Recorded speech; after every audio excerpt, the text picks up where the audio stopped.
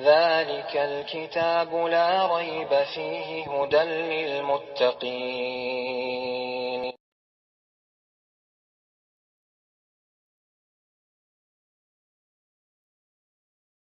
أعوذ بالله من الشيطان الرجيم. بسم الله الرحمن الرحيم. Assalamu alaikum wa rahmatullahi wa barakatuh. And welcome to the first official video of the Amma series. So we're starting from the back, which means that we're going to start with the last surah of the Quran, Surah Naas. And it's not just the last surah, it's also the last of the 4 quls, which are 4 surahs that begin with the word Qul. Qul means say. It's like a command from Allah subhanahu wa ta'ala where He's telling you, say this. So, what are we supposed to say? Qul a'udhu bi rabbin nas. A'udhu means I seek refuge, which is a fancy way of saying I want protection, okay? I'm in danger and I need protection. And a lot of us might not even feel like we're in danger, but Allah subhanahu wa ta'ala is letting us know that you are in danger of this threat that's around you and you need to ask protection. And we'll find out what it is in a bit, inshallah.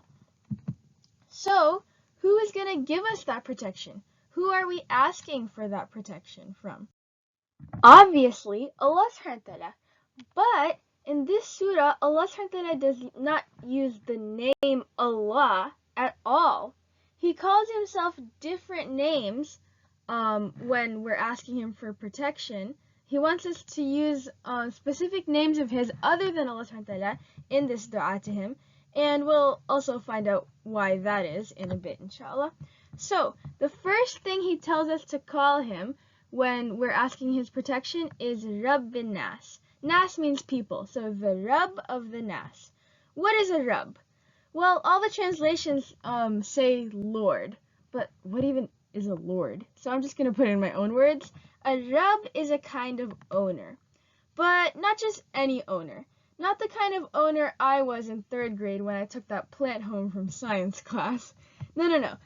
A Rabb is an owner that actually takes care of what they own and does not forget about it, doesn't give up on it, right? So, Allah subhanahu wa ta'ala is Rabbin Nas. He is the owner of all the people and he takes care of all the people. So he's a responsible owner, you could say. And I want you to think about this for a moment because we're like, yeah, okay, he's the owner of everything next. But it's a big deal. Like, just if a person says, guess what, I own 2 cars, or I own this, giant house, or I own 5 bunnies, you're going to be like, wow, you own so much. Well, guess what? Allah subhanahu wa ta'ala owns the whole world. And in this specific surah, then it's highlighting how he owns all of the nas. He doesn't just own some rabbits or something. He owns all of the humans in the whole world. That is really cool. So, anyways, we're asking his protection. Rabbin Nas, the, caring owner of all the people, from some danger that we're going to find out about later. So, why would you ask protection from your Rabb? What does that have to do with protection?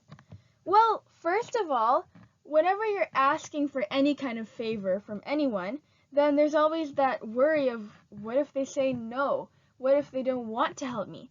But if you know that he's your caring owner, he's been taking care of you all this time, then you trust Allah subhanahu wa ta'ala that, if you ask him really nicely, then he's going to, say yes, and he's going to protect you, inshallah. And the other reason why we need to ask our Rabb specifically for protection is because he has all the power. If he is the owner of all of the people, and the owner of everything, then of course he can protect us from everything because, he controls it all, right? So that's why we're saying, A'udhu bi Rabbin Nas. That's why we're asking our Rabb for protection. The next ayah is Malikin Nas. Malikin Nas means the king of all people. So we're still asking his protection. We're just going through his list of names. So why would you ask protection from a king? Well, obviously, first of all, because, he has all the authority. That just means that, he gets to make all the decisions. He gets to choose who lives and who dies. He gets to choose who is safe and who is not safe. He gets to choose who he guides and who he doesn't guide, right? So he is in charge. And so, of course, we would ask his protection because he can make the decision of whether we will be safe or not. And the other thing is that he's not just your king. He's the king of all of the Nas, all of the people, which means that not only does he make decisions for you, but he makes decisions for other people, which means that he can decide whether other people will be able to hurt you or not. So it's very smart to ask protection from the king. And last name in the list, Ilahin Nas. So ilah is translated as God, but again, different people can define God in different ways. Some people think that a God can be created. Some people think that a God is the creator, which is obviously right. So what is God? Well, ilah specifically in Arabic means the one that should be loved the most. And I think that's a fair definition of God, because every religion in the world, even if it's not Islam, then whatever God it's focusing on, they say that that should be loved the most, right? So Allah subhanahu wa ta'ala is our ilah. He really, he deserves the most love from us, and he deserves us to basically, be so in love with him that we would give anything for him, we would give our life for him, we would give our money for him, all of that, right? Because he has done so much for us. You can't even list everything that your mom did for you. What about Allah subhanahu wa ta'ala, who literally gave you your mom and your dad and everything in the world that you ever had? So, Allah subhanahu wa ta'ala is our ilah. Now, this is kind of tricky. Why would you ask protection from the one you love the most? It's not like the one who, it's not like love automatically means power or authority or anything. So why would you ask protection specifically from the one who you love the most? Well, that has a lot to do with what you're asking protection from.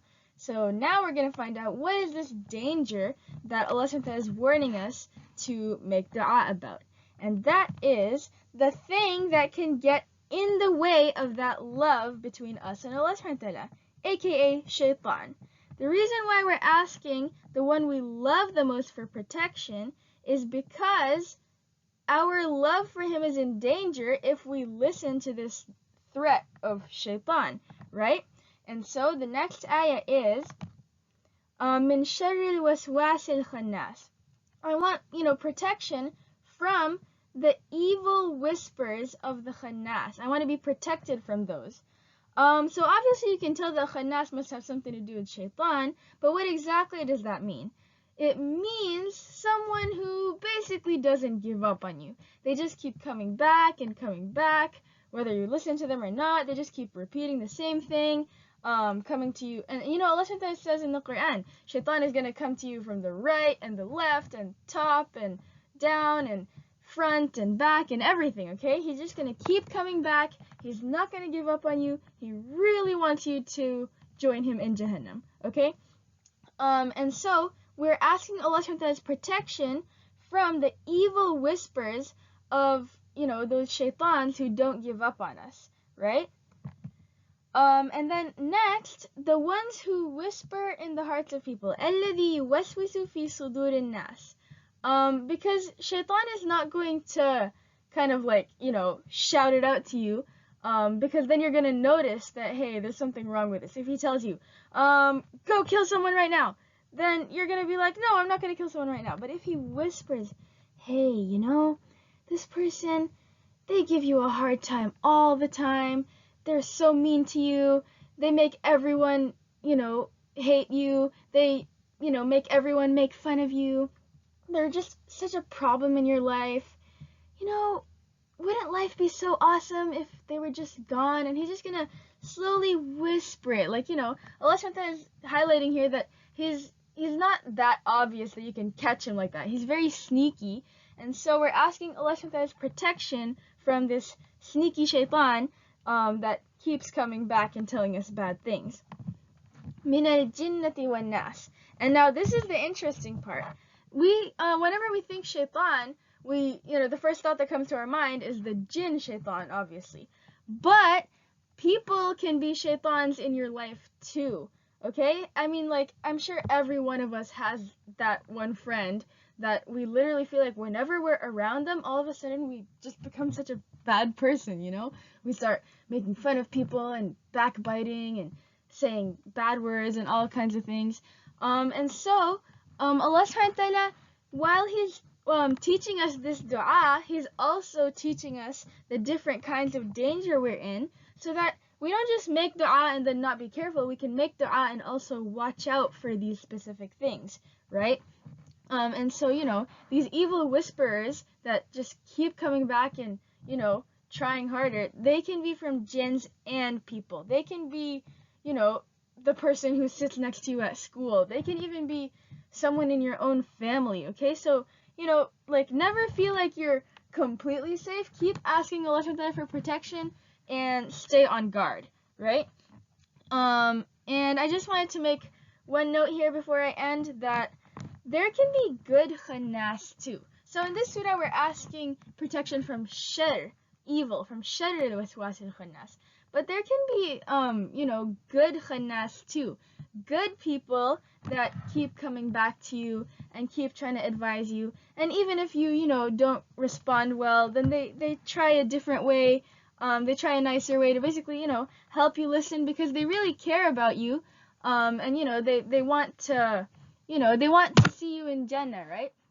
And so there are these good people in our lives too, that whenever we start, going off the edge, if Allah SWT has blessed you with one of those kind of people, then you are super lucky.